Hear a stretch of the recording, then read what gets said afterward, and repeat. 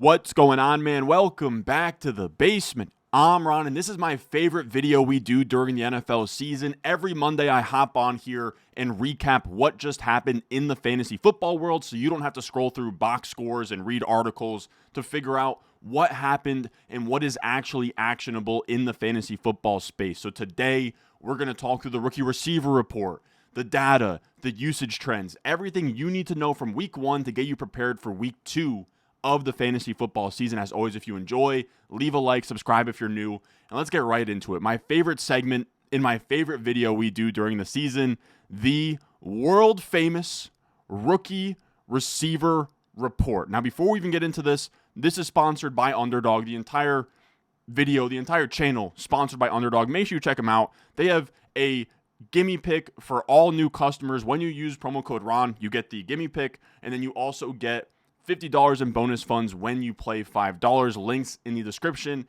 and the comment section down below. Use promo code RON. I have all the info there for you guys. Now, let's talk about what the rookie receiver report is. And the idea is that we take the tight ends and the wide receivers and we chart them per route. We have their route percentage, so how many routes are they running in a given passing environment, right? So Tyler Warren here, he ran 73% of the routes, meaning on 73% of the passing plays for the Colts, he was running a route. That's not great, but for a tight end, that's absolutely fine. And then also, it was a blowout. Then you have targets per out run. How much volume are you gaining per route? Yards per out run. Are you efficient per route? First downs per out run. Are you moving the chains per route? And then PFF grade, how do you look on film? Giving us a composite view of how these rookie receivers look so far. Now, all of these rookies have only ran 10 or more routes. It's a very small sample. So do not take massive assumptions from what we're looking at here, but let's go player by player, sorted by PFF grade. And first up, we have Tyler Warren, who looks to be, or actually, no, let's not get my face up here just yet. But with Tyler Warren, he is somebody that is on the Brock Bowers, Sam Laporta trajectory. I didn't think it was possible in this environment, right? Sam Laporta was with a great ecosystem with Jared Goff and Ben Johnson. Brock Bowers is just an alien. Tyler Warren seems to be right up there. He sets an NFL record with 7 receptions in his debut as a rookie tight end. These are Bowers-Laporta level numbers. 37% targets per out run, 3+ yards per out run, 16% first downs per out run, 79 PFF grade, leads all rookie receivers in every category as a tight end. That is as good as it gets for Tyler Warren. If you have Tyler Warren, he is at worst a top 5 tight end moving forward and somebody that you should just be holding on to for dear life. Now, after that, we'll talk about Teteroa McMillan, who looks really strong across the board. 88% of the routes, so he is very much a starting wide receiver in the NFL. And for a stud rookie wide receiver, this is as good as you could ask for from a usage standpoint. He didn't have a 2+ yards per out run, but he was attached to Bryce Young in a game where they didn't really score a lot of points or move the ball well, and he still put up very good numbers. Second best PFF grade by a wide margin. 10% plus first downs per out run is very good. 20% plus targets per out run is really good. He just didn't come through on efficiency, but it wasn't his fault. 9 targets, 5 catches, 68 yards is about as good as that gets in your debut when the offense isn't clicking. So Teteroa McMillan, locked and loaded wide receiver 2 for me. Now, I will say as well, just giving context, I know some of you guys are new to the rookie receiver report. We are looking for, honestly, like 85% to 90% plus of the routes is really what we're aiming for. 20% plus targets per out run, 2+ yards per out run, 10% plus first downs per out run, and like an 80+ PFF grade. Those are kind of the elite marks that we are hunting for. After that, we have Emeka Egbuka, who runs by far on this list so far the most routes at 97%. Now, with Egbuka, this looks a little underwhelming, his per route metrics. And I say that to say, he scores 2 touchdowns, he puts up 20+ PPR points, he looks amazing. And I honestly wouldn't get too high or too low with Egbuka. I wouldn't run and say that he is the second coming of Justin Jefferson, right? 2 touchdowns, but he only had about 60 receiving yards. But I also wouldn't look at these per route metrics and be like, oh, well, he only had a 16.7% targets per out run, so he's not very good. It's somewhere in between. But let's see the production. We want a little bit better per route efficiency and volume earning. But I think across the board, I feel really good about Emeka Egbuka as a fine fringe wide receiver 2 moving forward. Again, I'm not trying to undersell it. I just don't want to run with him scoring 2 touchdowns, because at the core of wide receiver, what you're really going to build sustainable production from is your receptions and your yards. I think that's coming for Egbuka. I think him running the most routes on the team is a really positive sign. Him making plays is a positive sign. Tampa Bay looking like a good offense is a positive sign. So I think that these per route numbers are going to tick up as the season gets going. Then we will jump down the list for Travis Hunter across the bottom. And this is the true glass half full, glass half empty style debut. The good. He leads the Jaguars in receptions and targets. He has a 30% targets per route run, which is absolutely insane. He runs 82% of the routes, which is as good as you could ask for, given all of the preseason. Is he going to play corner? How much wide receiver will he actually play? 80% plus of the routes in week 1 is as good as it gets. But on the flip side, he gives you just 6 catches for 33 yards, doesn't register a single first down, and that is Wan'Dale Robinson style usage. 6 for 33, 1.22 yards per route run, and kind of a gadgety role. But it's only 1 week. I think he will find efficiency. It was a weird game versus the Panthers where there was a rain delay for a while. On top of that, they just kind of killed the Panthers, and it was never a competitive game script. And then also he did have a big play down the field, just kind of one hand snagged by J.C. Horn. That could have been a huge explosive play. So I still feel fine about Travis Hunter. The route percentage and the target earning are really huge for him. Getting those screen looks are great. We just need him to play true wide receiver a little more often. But I think that we're going to see that more with this offense moving forward. They're going to get comfortable with Liam Cohen. Brian Thomas had similar issues where he only had like 1 catch, and his big play was on like an end around, which was also kind of gadgety style usage. So I'm not really panicking on Travis Hunter. It's just a bummer he's not next to Tetairoa McMillan as somebody who already has across the board really strong per route metrics. Then we will talk about Dante Thornton, just below Emeka Egbuka there. Really solid. He's ahead of Jack Bech on the depth chart. Solid player. I think he gave you like 2 catches for 45 yards. It's weird. You have to kind of talk through these rookie receivers with different expectations, right? Dante Thornton, day 3 pick, dart throw in drafts. Travis Hunter, 2nd overall pick, and somebody that was going in like the 5th round of drafts. So with Thornton, him getting like 2 catches, running 60% plus of the routes, and a 1.8 yards per out run, 8% first downs per out run, that's fine. That's a huge win for a day 3 wide receiver. But in terms of like redraft fantasy football, I don't know that I ever feel great about starting Dante Thornton. He kind of seems as a kind of like a Marquez Valdez-Scantling type role of just like a field stretcher for now. But we'll see if he can sort of develop into a full, fleshed out receiver. Then we'll talk about the Iowa State duo of Jaden Higgins and Jalen Knoll. Now for Jalen Knoll, we got to get down below Travis Hunter over here. And this is when I will show my face cam now over in this area. So with Jaden Higgins, here's the issue, honestly, with Jaden Higgins and Jalen Knoll. It's just very clear that the Texans don't trust them fully just yet. And what I mean by that is with Christian Kirk out, Jaden Higgins only runs 41% of the routes, Jalen Knoll 38% of the routes. So that tells us that they're kind of even-ish on the depth chart. With Christian Kirk out, the Texans don't feel confident enough to make either of them full-time wide receivers, but the one pulling ahead for now would be Jaden Higgins, who gave you 2.29 yards per out run, 20% plus targets per out run. That's all really, really good production in your debut, 60 plus PFF grade. That is as good as you could ask for in his debut. 2 catches, 32 yards, looked solid. On the other side of that, Jalen Knoll, not so much. No first downs. Really no efficiency at 0.54 yards per out run. And then also in this same game, I think he only had 1 catch on the day. So if I was to kind of give you a updated depth chart of what's going on in this wide receiver room for the Texans, I would put Jaden Higgins ahead. I'm just pulling up right now. Jalen Knoll gave you 1 catch for 7 yards. Yeah, so not great.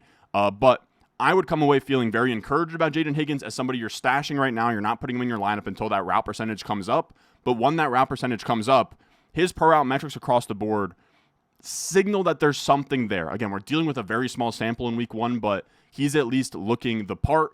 Then we have Matthew Golden. This one is tough. He downgrades as somebody that is purely just a stash for right now. You can't play a wide receiver running only 57% of the routes. Also, across the board, 15% targets per out run, 1.23 yards per out run, 7.7% first downs per out run. Just kind of like very average across the board, and then not running enough routes. We'll see on a bigger sample, can Golden run more routes? Can he be more of a difference maker when he's on the field? It was also kind of a blowout as well. So Golden, you're stashing him. He's not going in your lineup until further notice. Then we have Harold Fannin. And I had high hopes for Harold Fannin, but not in my wildest dreams did I think he was going to come out here in week 1, run 65% of the routes, which for a tight end isn't amazing. Like, we probably want that to be 75% plus, but it's such a good role as outlined here by Dwayne McFarland. This was Harold Fannin's role this week. 13.6 PPR points, 72% of the snaps, 67% of the routes, 21% target share, 29% targets per out run, 1.97 yards per out run, 29% of his routes were in the slot, 6% were in the backfield. He got a screen target, a rush attempt, which is just so great. Like, that is all amazing, because he's almost getting like Jonnu Smith style production, where it's not coming at the expense of David Njoku, which we're not going to mention later because I just figured I would talk about it now, but Njoku didn't lose his role. Dwayne McFarland points it out here. Njoku still ran 85% of the routes, so it didn't come at expense of Njoku. Fannin is actually just kind of playing literal slot wide receiver / H-back, second tight end and 12 personnel, some running back usage. This is amazing. Like, that is as good as it could get for Harold Fannin. That is amazing, where they are fully utilizing him. They believe in him, and he's somebody that I think, even in non-tight end premium leagues, he's going to be somebody we talk about on the waiver wire show as a streamable tight end moving forward. And that's really exciting. When we look at the rookie receiver report as well, 29% targets per out run. That's only next to Tyler Warren and Travis Hunter. 2+ yards per out run on the day. He joins only Jaden Higgins and Tyler Warren. Really, if you want to know the story of the rookie receiver report this week, it's that it was dominated by the tight ends, Tyler Warren and Harold Fannin. 9.7% first downs per out run, better than every receiver not named Tyler Warren and McMillan. Like, essentially across the board, Fannin was better than every receiver in the rookie receiver report than Warren or McMillan. His PFF grade was low, but you're just going to have to miss me with that in a one-game sample where he looked really good, 13.6 PPR points. Then we'll talk about another tight end. Mason Taylor is directly below him.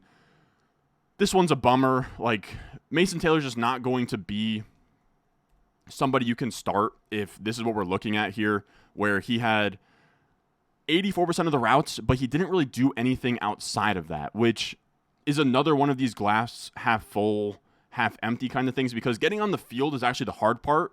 Or there's actually kind of two hurdles here to be a productive player as a rookie, is getting on the field and then being good when you're on the field. 80% plus of the routes is more routes than Tyler Warren ran, which is amazing, but Mason Taylor only gave you 1 catch for 20 yards. So we'll see how that progresses moving forward. But in a run-heavy Jets offense that's dominated in the passing game by Garrett Wilson, I don't know if there's going to be anything left over for Mason Taylor, but it's at least a strong development that he's on the field. Then we'll also talk about Alec Iomanner. He is towards the bottom of this list, and now we'll just go full screen on the rookie receiver report. Alec Iomanner is right above me here, and I think that I actually came away really impressed with Iomanner. I know that the receiver report is pretty unkind to him. 0.46 yards per out run is awful. 3.6% first downs per out run, not good. 53.9 PFF grade, not good. But let's zoom out for a second. Cam Ward, rookie debut versus the Broncos defense. There's no efficiency in that passing game. So, when we're talking about a day 3 wide receiver who you took as a dart throw in fantasy football drafts, 80% plus of the routes with a 25% target per out run, that is best case scenario for a day 3 rookie. He is on the field and he's earning volume. Now, we stash him. He's going to be somebody, like, a spoiler alert, we're going to talk about in the waiver wire video either tonight or tomorrow. Alec Iomanner, you grab, you stash. And the minute that he shows anything in terms of efficiency on these targets, he becomes a really interesting wide receiver moving forward on what is a desert of a receiver room. And then we'll talk about the leftovers here. Across the bottom, you have Jalen Lane, who is running routes and commanding targets and converting first downs in a good offense, he's somebody to keep an eye on. I don't know that I'm stashing him in a normal 12-man league, but he's certainly somebody to keep an eye on. Elijah Arroyo, any tight end under 60% of the routes just isn't startable. And then Isaiah Bond, he is their slot receiver, but so is Harold Fannin. And the Harold Fannin routes and snaps coming at the expense of Isaiah Bond, so he's not really anybody to worry about at this point. Now let's get into the rest of the video. That was the rookie receiver report up top, which I've debated making its own video, but I think it would just get stale. Like every week I just talk about the same thing, and we'll just kind of keep this all together. This is essentially everything you need to know moving forward. We talk about the rookie receiver report, and now we're going to talk about takeaways from every game. Now I will say usually this is 10 takeaways, but in week 1 I want to talk about every game, so this is going to be damn near 20 takeaways. We got 13 pages of notes, so lock in here. Now the first takeaway, and it's not even a takeaway, it's more of a note and a disclaimer, is breathe. All right, I cannot stress enough. Like, please just breathe. All right, it is only 1 week. I'm going to show you a series of tweets here that if you lost in week 1, I know that the whole fantasy community is going to be preying on your fear. They're going to put things, and look, I do it too, where they're going to put things in titles like time to panic or like everything is brand new. It's really not. There is, like, the sky is not falling. You do not need to feel like because you went 0-1 that your fantasy season is over and it's all over. It all sucks. I'll see you in 2026. It is so early. This is a great tweet I always reference from Adam Harstad. To me, one of the godfathers of fantasy football, from the Football Guys section of fantasy, where he said he did a study on this in 2013, 14, 15, 16, 17, 18, 19, 20, 21, 22, 23, and found the same thing, essentially, that preseason ADP is a stronger correlation to production than weeks 1 through 3 data. So until we get to after week 4, we have a 4-game sample that becomes a stronger signal than the preseason ADP, which means, what's an example? Malik Neighbors having or Brian Thomas having no production despite being a 1-2 turn pick. We shouldn't just be like, oh my God, the sky is falling on Brian Thomas. We should just say he was a 1-2 turn pick. He'll probably figure it out. So until we get past week 4, everything we thought in the preseason is a stronger signal than what is happening right now. Then we'll talk about some other stuff too. This is just if any of you guys are freaking out, we had 0 skill players. I think this changed after the Sunday night game, but we had 0 skill players hit 25 plus full PPR points. Offensive scoring was down across the league. We look here we have a Rich Rebar tweet, a Pat Thorman tweet saying even after last night's 81-point barn burner, we're still 5 points per game behind last year's underwhelming scoring pace. So we are at 40.7 points per game through the Sunday night slate. Last year, the full season average was 45.8. So we are 5 points per game below what we are used to. Scoring was just simply down in week 1. It's week 1. Offenses should get better. And then on top of that, things change over an entire season of fantasy football. This is Liam Murphy, friend of the channel. It's fun to overreact, but Jamar Chase had less than 10 fantasy points in his first 2 games before being the best player in fantasy football last year. Just breathe. And then I'll give you one more. We have from Dynasty Zoltan here. Of the top 15 running backs from week 1, only 6 finished top 15 in points per game. For wide receivers, that was 4, and for tight ends, that was 1 in terms of the top 7. By and large, week 1 is just 1 week. It is 1 data point on an entire sheet that's going to have 15 plus data points. Breathe. You don't have to turn your team inside out. I know everyone's going to tell you to trade your whole team away. Everyone's going to say it's time to panic. It's just 1 week is all I'm trying to say. Now, let's actually get into the games. First up, and this is going to be more game by game. In future weeks, it'll be like a true top 10 takeaways where I just give you the 10 things that stood out to me, but something stood out to me in pretty much every game here. So let's talk about the Sunday Night Football game. This was an amazing game. I think this is going to go down as a true classic in terms of primetime game. Something else that comes to mind was, I think that was it Rams-Chiefs on Thursday night, where it was just like score into the 50s. Amazing game. We get Zay Flowers, 100-plus receiving yards, scores a touchdown. I'll take a small little W for that one. Everybody told me in the streams that Zay Flowers, he's tapped out at his 4 touchdowns from last year. If they're going to be a good offense or going to score points, Zay Flowers should have opportunities to score touchdowns. So Zay Flowers, I would feel good about as a wide receiver 2 moving forward. Derrick Henry's inevitable. I wasn't necessarily out on Derrick Henry, but if you were drafting Drake London, Brian Thomas, Puka Nacua, Nico Collins, that tier of receivers ahead of him, one, you don't feel great about it, and two, you didn't end up with much Derrick Henry at all. James Cook looked good. 18 of 24 running back opportunities. He should have scored a second touchdown as well. James Cook, to me, is a very locked and loaded, high-end RB2 in a good offense at this point. I think the biggest takeaway from this game, though, was Keon Coleman. I mean, if we just zoom out, which is kind of what we did with Zay Flowers, right? Zoom out, year 3 breakout candidate on a good offense attached to Lamar Jackson. Keon Coleman, if you just zoom out, year 2 breakout candidate attached to Josh Allen in a good offense. And last night, 94% of the routes, 24% target share. He looked amazing. And J.J. Zachariason has a stat here saying that over his last 3 regular season games, we've seen him with 25.9%, 32.3%, and a 23.9% target share, which is amazing for Keon Coleman. He looks like a true target earner in like a high leverage spot of this game too. It's a 2-point conversion, which drives me nuts to see a goal line fade in this situation, but 2-point conversion, game on the line. They're tossing it up to Keon Coleman. They have a ton of belief in this guy. 8 catches, 112 yards, a touchdown. This could be the breakout because the biggest issue with Khalil Shakir is him and Kincaid kind of switch on and off the field in that sometimes Kincaid is going to play some slot receiver and then Shakir's going to come off. Like that's Shakir's biggest downfall is that he hovers around like 75 to 85% of the routes.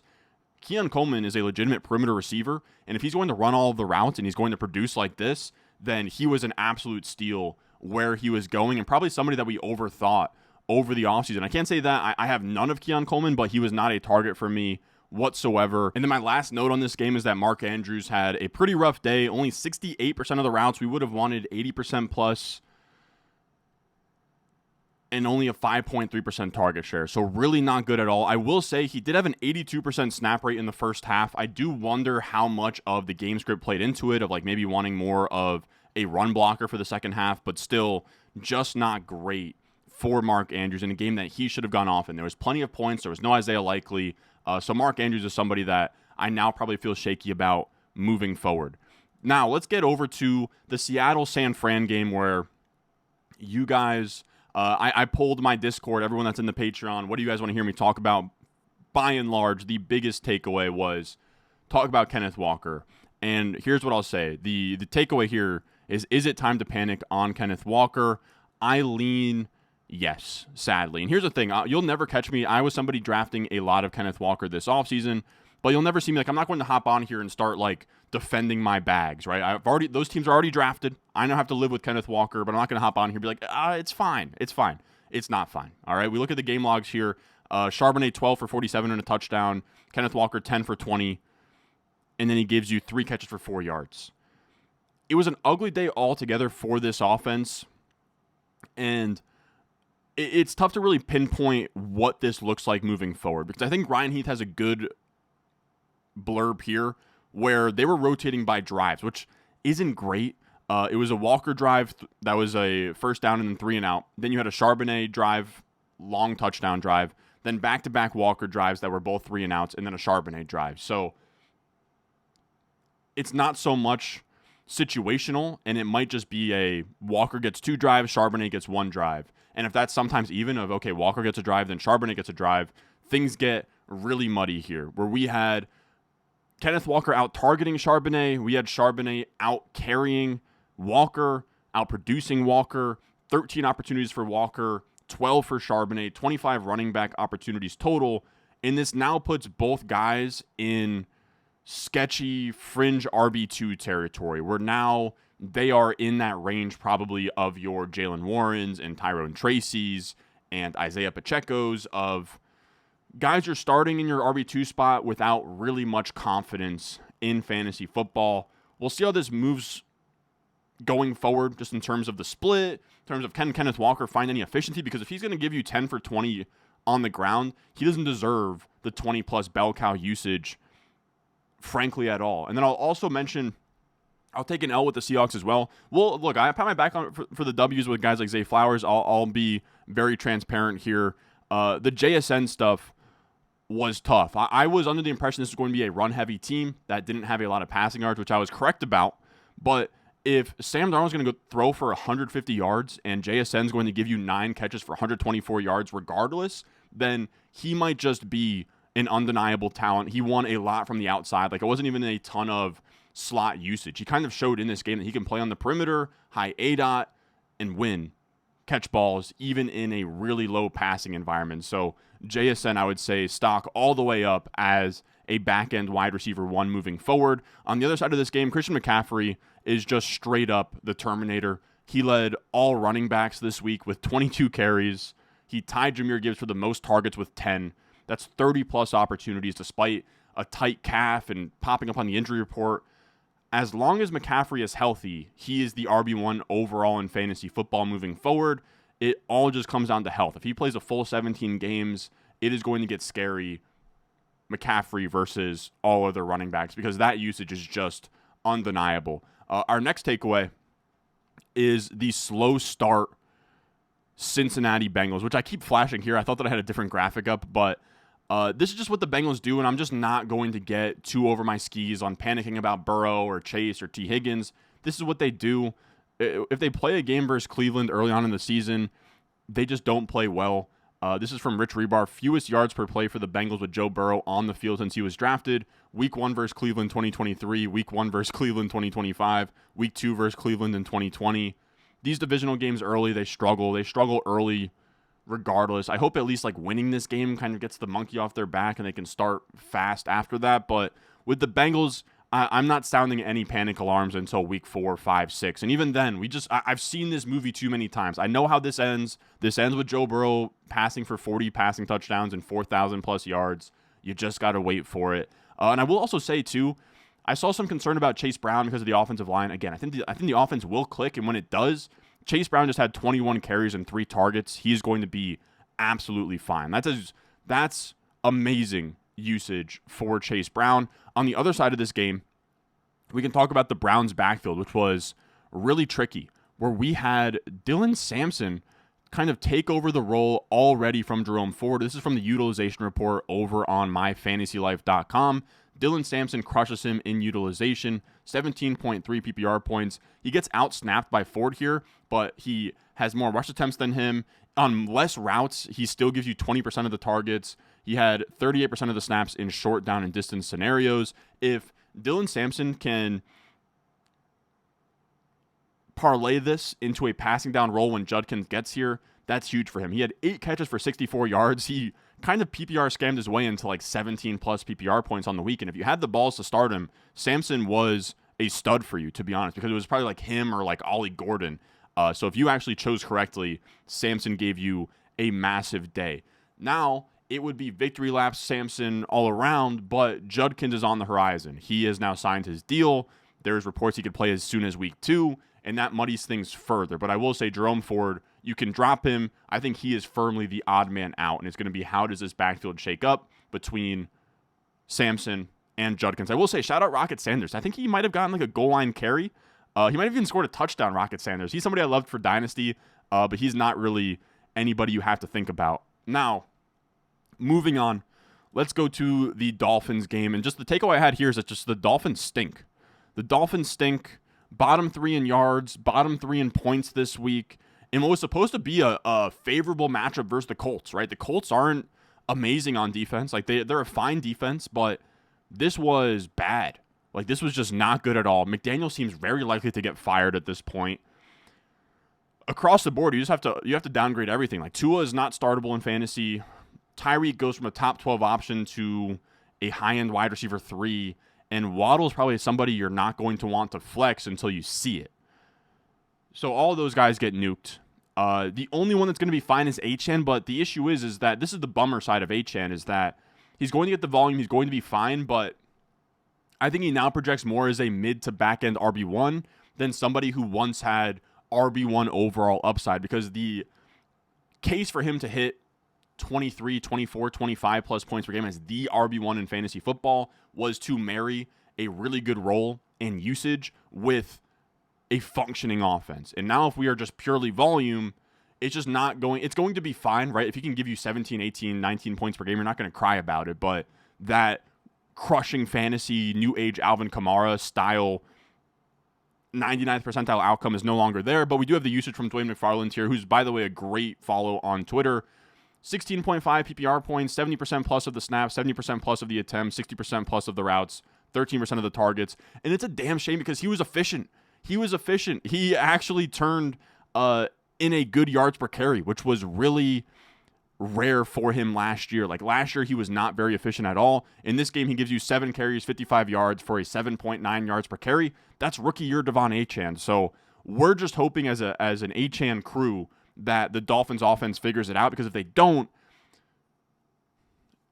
Achane's going to be fine. And I do want to kind of make that clear, is that I'm fully panicked on Tyreek, fully panicked on Jalen Waddle. Devon Achane, I am chilling with. Like, he is absolutely fine. He's going to be an RB1 for you. But if this was a functional offense, the Achane rocket ship RB1 overall situation would be fully ready to go right now. If this Miami Dolphins was better than league bottom. Then we can talk about the other side, the Josh Downs usage, namely.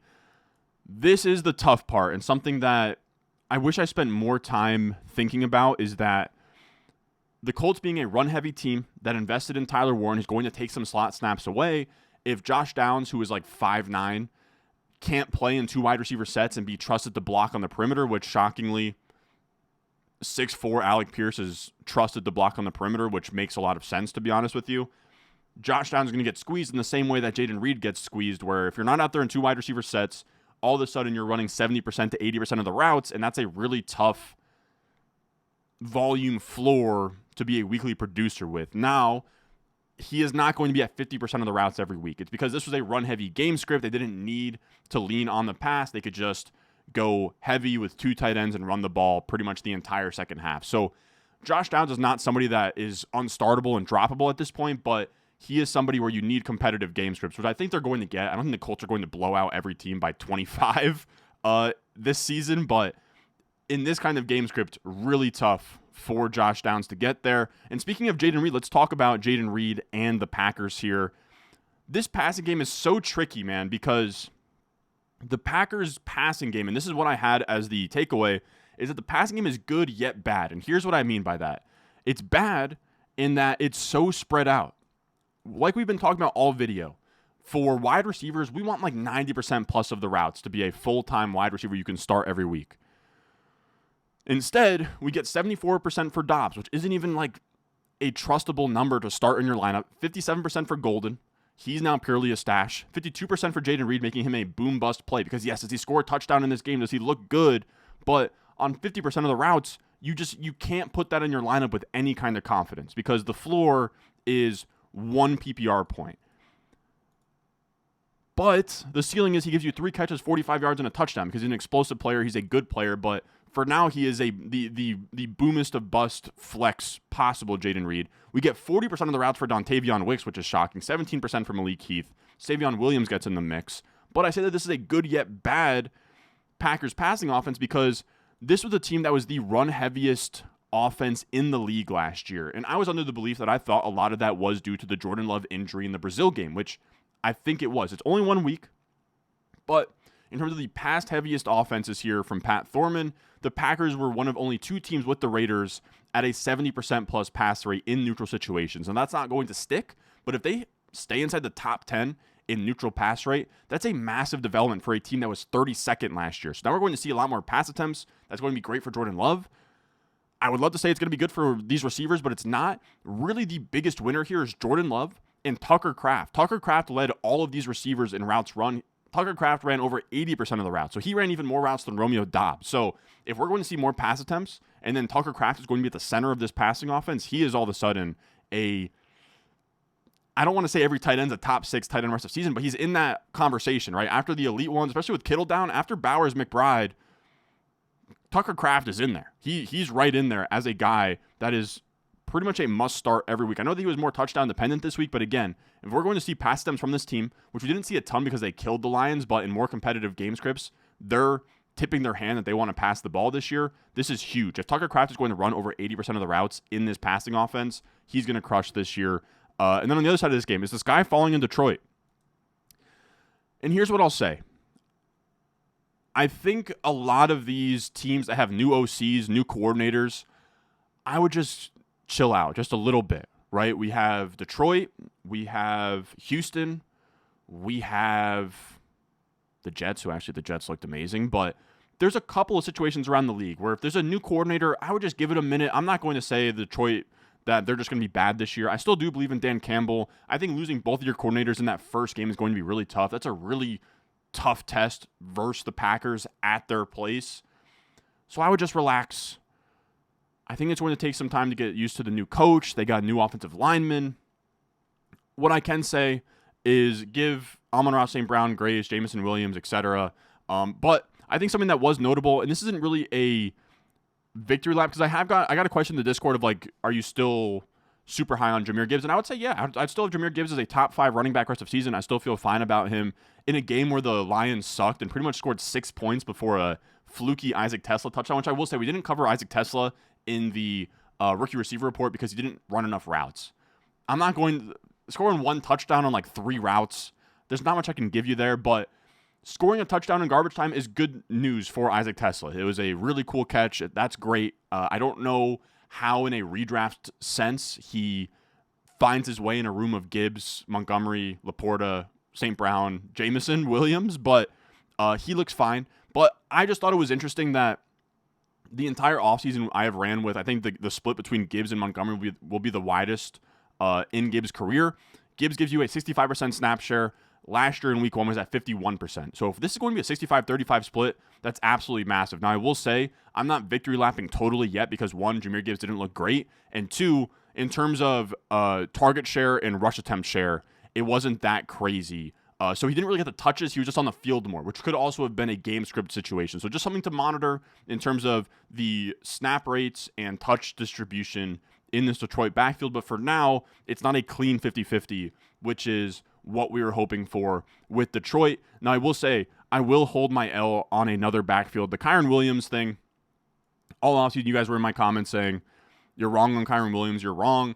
I thought that after drafting Jarquez Hunter and another year of Blake Corum, that we would see Kyren Williams still be at like 65% of the snaps, but we would see a lot more Hunter, a lot more Corum, maybe even 2 drives for Kyren, 1 drive for Corum or Hunter.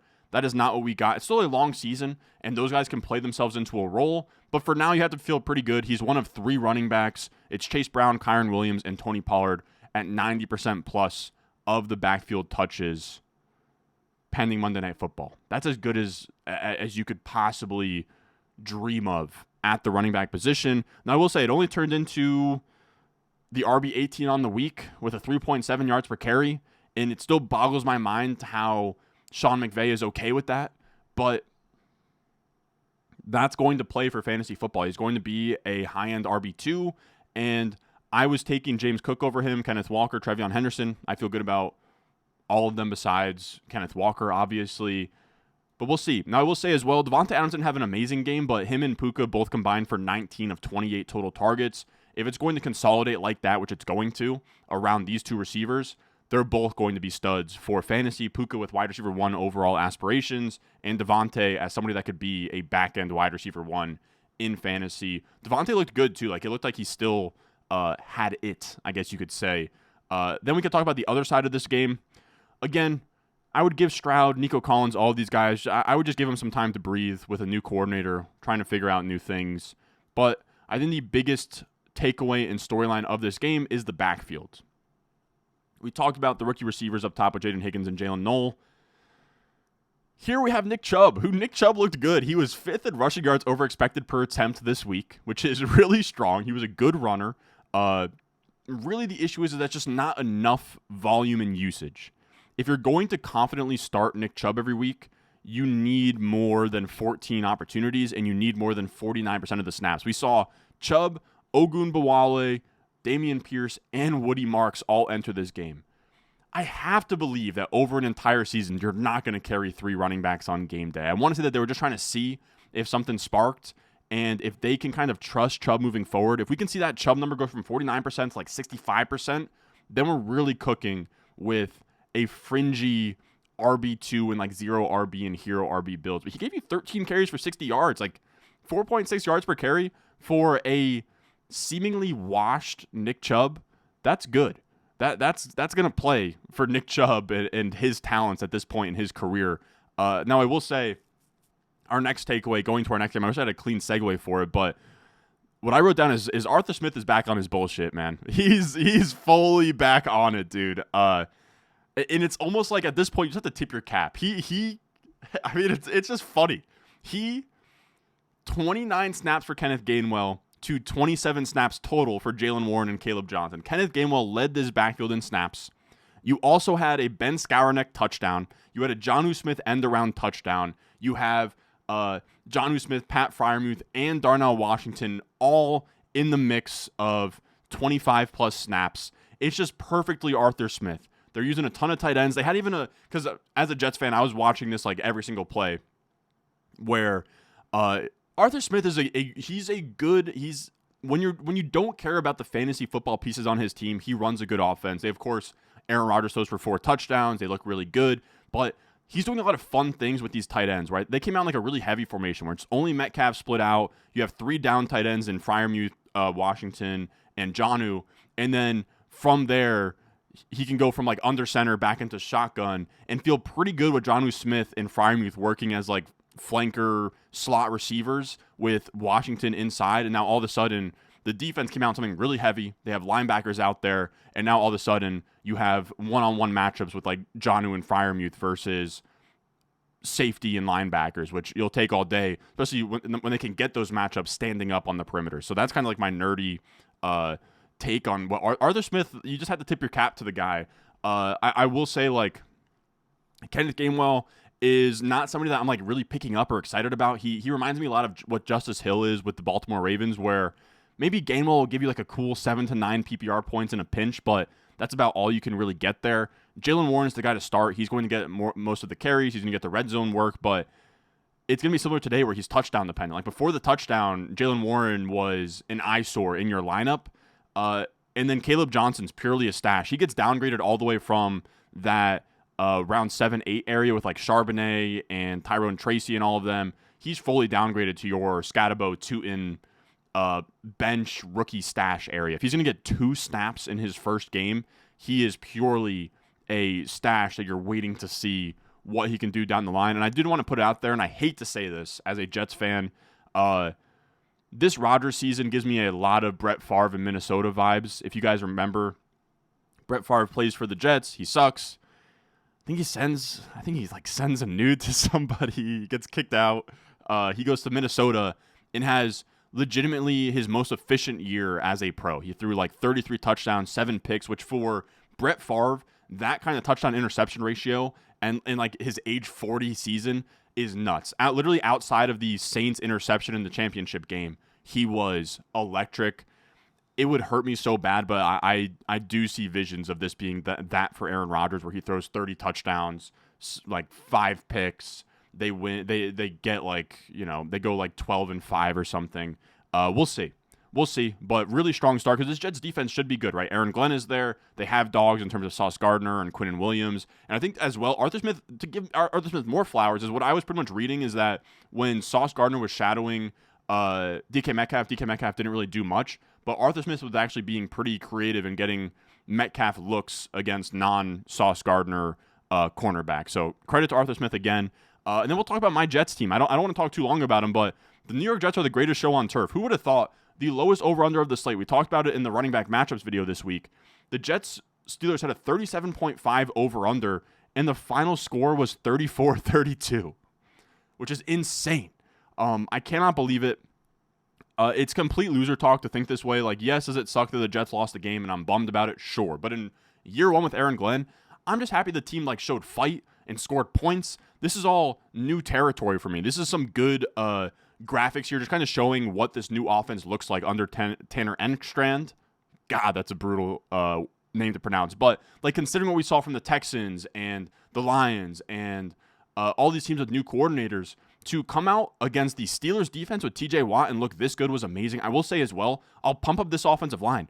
Armin Membu led up not a single pressure or sack in the right tackle spot, seeing a lot of TJ Watt. That's our first round pick, rookie game. Olu Fashanu on the other side looked really good. Did they lose Elijah Vera Tucker in the preseason? Yes, which really sucks, but these tackles are something else. You still got Tippmann in the interior. You still got Simpson in the interior. It's a damn good offensive line. And what that allows is this to be a functioning offense. Fields has time to throw. They have running lanes when they hand the ball off to a guy like Breece Hall. Breece Hall rushes for 100-plus rushing yards. Looks amazing on the day. And here, this is foreign territory. We look at EPA, so offensive efficiency per play.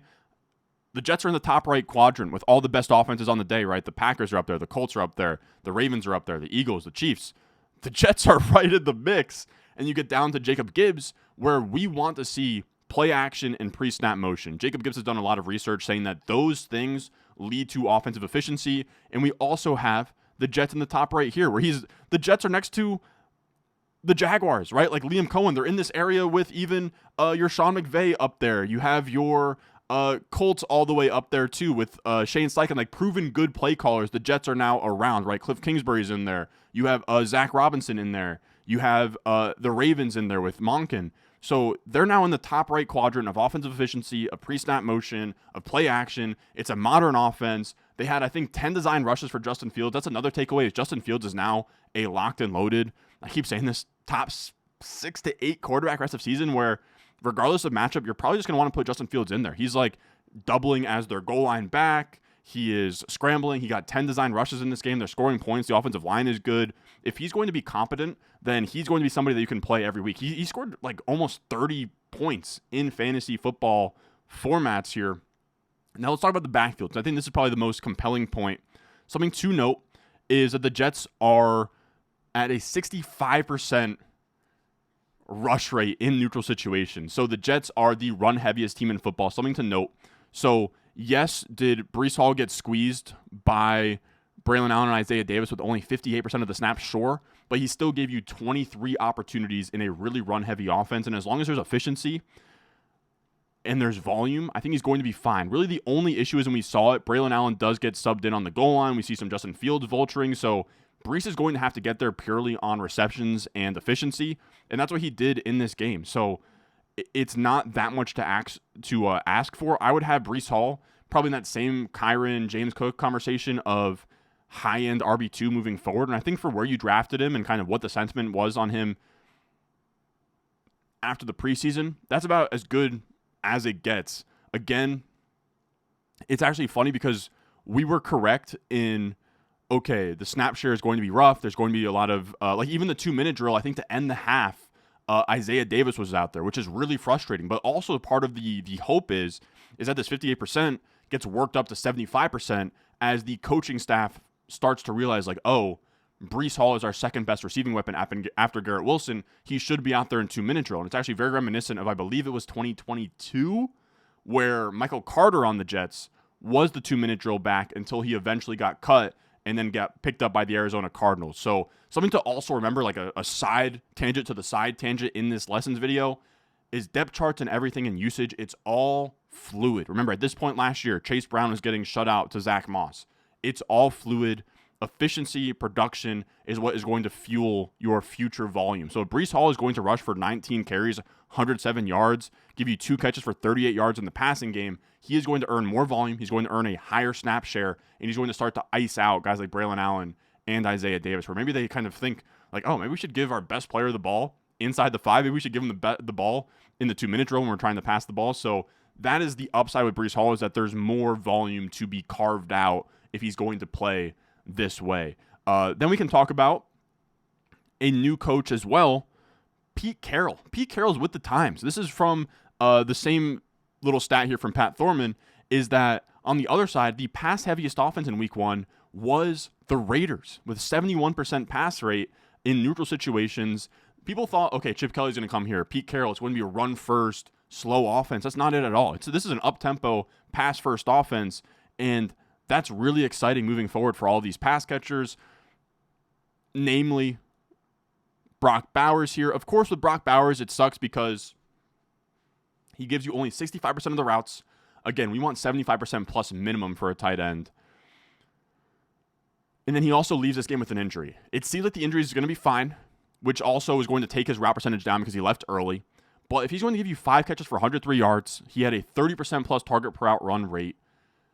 If on weird usage where he's not out there for all the snaps or routes that we like, if he's still going to get to a 25% plus target share and give you, like, he was the tight end 2 on the week, despite leaving early and having bad usage, that's fine. The way that he gets to Travis Kelce, break the position, is if Chip Kelly and Pete Carroll, which I think that they're going to, if Brock Bowers, like, it just sucks that Brock Bowers gets banged up there because it almost reaffirms, like, oh, maybe we should not drive our Ferrari in the pouring rain or, put all the miles on this Ferrari sort of deal. But if we can just see over an entire season, again, the same idea of these depth charts are fluid. At a certain point, they're just going to see Brock Bowers making all of these plays. And then also, they don't want to telegraph to the defense where, okay, Bowers on the field, the pass is going to go to Bowers. I think they're going to start to come to their senses on just making Brock Bowers a full-time slot receiver in this offense. Kind of honestly similar to the Harold Fannin and Njoku dynamic with Michael Mayer and Bowers. And it's a bummer because Mayer's a damn good tight end. I loved him as a prospect. I wrongfully had him as somebody in the same tier as a Sam Laporta, which, we'll see. We'll see how everything shakes out. But I think that Bowers is so undeniable that he's still going to be like the tight end 1 overall. It might just be a little bit frustrating in terms of his route percentage or snap percentage, at least early on. We'll see how this goes because I think if he did play the full game, he'd go from like 65% of the routes to maybe more like 75%, and it would be fine. But you certainly do want, like, that Laporta number of 88%. That is the hope for Bowers. And if Bowers could ever get there, then all of a sudden you are talking about 17 plus points per game in your Jimmy Graham, Travis Kelce prime difference maker type of area. On the other side of this game, though, we do have the Patriots. I think the biggest takeaway is just the TreVeyon Henderson usage, where he only had a 35% snap share. But again, these depth charts are fluid. I think he's going to earn himself more touches as we go. Ramondre gets 46 snaps. Antonio Gibson gets 5. But TreVeyon Henderson ran a route on 18 of his 25 snaps, and he caught all 6 targets. So getting 6 catches and the passing down role already is huge. Now he just needs to beat out Ramondre for more carries. He had 5 carries, but Ramondre only averaged 2.1 yards per carry on a lot more volume than Henderson. And I think that that is just going to be the perfect way that, okay, the Patriots lose this game. They got nothing on the run game, where sooner than later, they're going to just fully unleash TreVeyon Henderson and give him 12 to 15 carries a game on top of really good passing game usage. And then all of a sudden, he is a stud in fantasy football. So the Patriots losing, I think, is actually a good thing for TreVeyon Henderson. This is a quote from Vrabel. The bottom line is we have to run the ball better and more efficiently. Henderson had 5 for 27. Ramondre had 7 for 15. I think we're going to see things tilt towards Henderson more. He already has the really good, like, 6 catches in your debut as a rookie running back is really good. And if we marry those two things together, then he is going to be a really strong pick for fantasy football. I'll also say Drake May didn't look great, but it was a weird game. Another, I guess, a little bit different with Josh McDaniels, where he's been a coordinator before, but he hasn't been with Drake May before. I do think we see Drake May's rushing output change. He had his worst rushing output with only, I think, 11 rushing yards in this game. It was his worst rushing output in any game that he started and played the entire game. His cheat code last year was his legs. I have to believe that Josh McDaniels changes this moving forward. They lose this game. May doesn't look great. Unleash him on the ground. Give us some design rush attempts. Give us some scrambles. I think he only had 1 carry for like 11 yards in this game. That's just not going to cut it with the type of player that Drake May is. Then we can talk about the Bucs, where we had a full backfield takeover. Bell cow Bucky Irving from Dwayne McFarland here. 14.5 PPR points doesn't seem great, but 77% of the snaps, 74% of the attempts, 62% of the routes, 13% of the targets, 63% in the 2-minute drill is absolutely amazing. Like he says, tough efficiency day and only 2.6 yards per carry, but he has now fully beat out Rachaad White as the passing down back. And that is massive, because that was the hope with Bucky Irving, is that his previous year's efficiency earned him a new role, and that has come to fruition. Now, I will say on the other side of this game, no real main takeaways for the Falcons.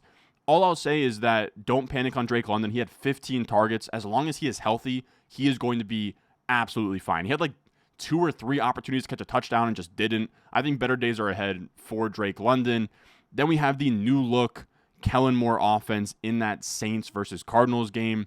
And Kellen Moore is fun. From Pat Thorman, the Saints had a 34.3% no-huddle rate today, with 3 more no-huddle plays blown dead by penalty. 34% would have been second highest no-huddle rate last season, behind only the Commanders. So we're going to see a high, up-tempo, no-huddle offense with Kellen Moore. And really the other big takeaway from Kellen Moore is that he's kind of notorious for not targeting his running back. And we saw that today with Alvin Kamara. J.J. Zachariason points out that he ran 37 routes and only saw 2 targets against the Cardinals, resulting in a 4.9% target share. The last time Kamara saw a sub 5% target share was Week 17 of the 2022 season. His lowest single game share in 2024 was 13%. Now, I don't think a 4.9% target share will ever stick for Kamara, but the PPR scam floor that you sort of drafted him for is no longer there. He probably goes from someone that's like a 15% plus target share guy to more of like a 8%, 9% guy. We'll see how this holds in this offense, but they found passing efficiency from elsewhere. Jawan Jennings was the tight end 1 on the week with 8 catches for 76 yards. He's going to be the number 1 waiver wire tight end pickup. Then you had Olave looked good, 7 for 54. He was used on a lot of pre-snap motion as well, which is really exciting. Rashid Shaheed, 6 for 33. Spencer Rattler being the quarterback, this offense looked good is a strong word, but this offense looked competent. It looked like an NFL offense. It wasn't, holy shit, these guys are going to get the first overall pick and it's going to be a stink fest all the way. This was at least a respectable product, which I can appreciate. Then on the other side of this, Trey Benson will not go away quietly. We're starting to see a little bit of a shift. I wouldn't say that James Conner is someone you have to like downgrade through the rankings, but Trey Benson also had a big play in this game where he actually looked really good. So we'll see how the split goes moving forward. It is going to be a run-tilted offense. James Conner should still be that guy, but certainly he's going to have to be efficient on less volume than he has been in the past, but he still did look fine. I will say the Marvin Harrison to Kyler Murray connection looked okay as well, where Marvin Harrison Jr. ends up in the end zone, so that's something to feel good about. Then our next takeaway is Bill. Science rules. Bill Nye, the science guy. Bill Krosky Merritt. I can't believe it. Brian Robinson gets traded. Then everyone's like, oh, well, what if it's Chris Rodriguez? What if it's Eckler? What if it's Jeremy McNichols? Then we get Chris Rodriguez inactive. So all roads lead through Bill Krosky Merritt, and there's still a lot of meat left on this bone. He only played 33% of the snaps by Adam Levitan here and only got half of the RB carries and only ran 19% of the routes, but he looked really good. Chris Rodriguez was a healthy scratch, and Bill ends up with 10 carries, 82 yards, and a touchdown. I think that his role and his snaps and his opportunities are only going to go up from here as pretty much what you were drafting Brian Robinson to be earlier in this offseason. I think that's what Bill will be, where he's going to be the between-the-tackles grinder and a good offense that can score touchdowns as well. And then I'll also talk about this offense with Debo and McLaurin. I think McLaurin gets a small downgrade. I'm not going to panic all the way. This was a game script where they were going to kill the Giants. It's not really going to be something that works in McLaurin's favor. He's going to be a deep threat in competitive game style play, but Debo got, I think, 10 targets in this game, 7 catches, 77 yards. He had 1 carry for 19 yards and a touchdown. Debo is no longer fat. He looks fine. I don't want to get too crazy. It's only 1 game with Debo, but the washed allegations, at least for me, I think are kind of set to the side, and this could be a fine wide receiver 3 flex play for the entire season. And I think McLaurin goes from a high-end wide receiver 2 to probably a back-end boom-bust wide receiver 2, but I think he's still fine. I wouldn't fully panic on McLaurin just yet. On the other side of this game, I don't have any firm takeaways. Tracy did have 50 of 68 snaps, so Tyron Tracy's firmly the lead back. Scatabo mixed in, Singletary mixed in. Just keep an eye on that moving forward. But if this offense is going to suck, especially without Andrew Thomas, none of these guys are going to be all that juiced to play. I think Jackson Dart is going to start sooner rather than later. But I will say you did get 12 targets from Malik Neighbors. Other days, he gives you a better output than he did in this one. The volume is there, but like what you're signing up for with Neighbors is just that a lot has to happen from snapping the ball, not getting sacked, and then throwing an accurate pass to Malik Neighbors before Malik Neighbors can make a play and look electric like he is. We'll talk about the Jaguars game. ETN, RB1 season. I didn't see this coming. This is a really good visualization chart from Hayden Winks, where if you just look at the first half, so this is the running back rotation by snaps, Tank Bigsby doesn't get on the field until about the third quarter here. I have it circled in red. Before that, it's ETN. Then you have LaQuint Allen on passing downs. Then ETN. Then ETN. And then you have 2 in a little bit before the half, and then ETN. ETN is the bell cow here. 62% of the snaps in a blowout game, by the way. So I think some of this could have been better if it was more competitive, right? I think this game just kind of got away from the Panthers, and then all of a sudden, okay, let's just give Tank Bigsby some touches here. But 19 opportunities, 143 rushing yards. He was the RB6 on the week, Travis Etienne. He gets upgraded now to, I would now nudge him ahead of your Charbonnet, Tyrone Tracy, Jalen Warren style tier as a mid to back end RB2 until further notice. I will say as well, do not panic on Brian Thomas Jr. He had 7 targets, only converted into a catch for 11 yards. He did have a really fun end-around touchdown. It was a really weird game script. I also think that we're going to see better days ahead for this Jaguars passing offense. I have no real Panthers takeaways. We talked about Tedero McMillan at the top. Chuba Hubbard was their main guy. We just need this offense to be better. It's just kind of the bottom line. I was definitely bought into Bryce Young looking better this year. He was not that this weekend, but we will see if that changes moving forward. And then our final takeaway is Sean Payton, in a similar fashion to Arthur Smith, just does whatever he wants. Here is the snap counts from PFF. After Courtland Sutton, great. 43 of 43 routes run, 9 targets. Beautiful. Then we have 28 routes for Franklin, 27 for Mims, 17 for Trent Sherfield, and 2 for Pat Bryant. That's not going to cut it. Evan Ingram gets banged up in this game. So Sutton's a locked-in wide receiver 2 at this point. Then you have the running back distribution. J.K. Dobbins is the RB1 in this backfield. He was the RB13 on the week in PPR. He gives you 2 targets and 16 carries, 18 opportunities is amazing for Dobbins. And he's going to be an early season hammer where he's going to be absolutely startable every week as a really nice RB2. But I think RJ Harvey is going to earn a role here where he had only 6 carries, but he did give you a really, really nice 70 yards on those 6 carries. I do want to double check here, but he had a 50-yard run. It didn't end up in a touchdown, but he just looked super explosive, really good. We had Tyler Beatty taking some of that work early on, right? Tyler Beatty ends up with 14 snaps, 11 routes run, 6 targets. The hope is that RJ Harvey giving you 6 carries for 70 yards is going to earn that volume and take it away from Tyler Beatty, because if the Tyler Beatty usage just went to Harvey, so that's going to be 7 targets and 6 carries, that would be amazing for Harvey. I do think, like we've talked about with this Sean Payton scheme, is that 2 running backs can absolutely coexist, just given how much volume and how many targets and carries he likes to give to running backs. And I think Harvey and Dobbins could be a really nice 1-2 punch. So with Harvey, I'm not trying to really start him right now. I think that he's probably a fringe RB2 until further notice.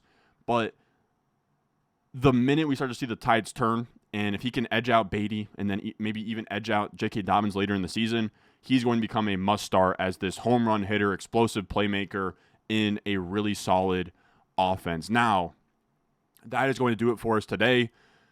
That is my emptying of my brain on every game that happened this Sunday. We're not going to talk about the Friday game or the Thursday game. I feel like those are just kind of like too out of sight, out of mind. This next week, we'll just kind of dive into that. But I just want to talk about what happened on Sunday, what I think is actionable. Moving forward, I think we're probably going to stick to the 10 takeaways format, but it's week 1. I got to talk about every game. I got to talk about everything that I thought matters, and that is what this show was. As always, the top 10 takeaways, the everything you need to know video, the rookie receiver report, whatever you want to call this, all wrapped in one, is sponsored by Underdog. Use promo code RON, and they will give you $50 in bonus funds when you use $5, along with a gimme pick in the Pick'em lobby when you use promo code RON. I'll have links to that in the description and the comment section down below to join and hop in on the fun over at Underdog with me. Now, as always, if you enjoy, leave a like, subscribe if you're new, and I will see y'all in the next one.